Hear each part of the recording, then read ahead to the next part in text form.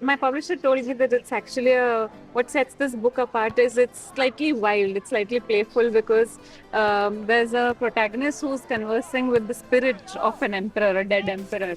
So I think that was the all the motive that I needed, and I played on that, and that's why you see that the Aurangzeb doesn't have any features. He's actually a silhouette, and there's a slightly modern and playful take on the emperor himself.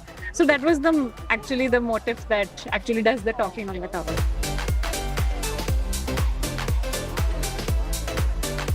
My initial inspiration was having an sort of an illusion, which creates a conflict so that there's an intrigue. You know that the cover says, the title says Aurangzeb, but the image doesn't have, the features of the emperor.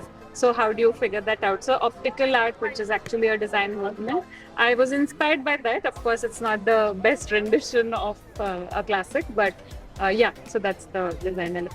And I wanted to use very pop colors. So you see a emerald green and a ruby pink and a very high contrast with black lines. So and I wanted the background to have a geometric design. So basically, yeah.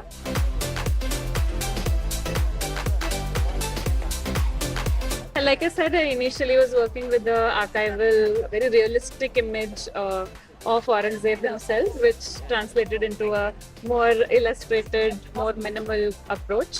And as you see, it's done over rounds, it's done over multiple conversations, looking at your own work again and again and changing things.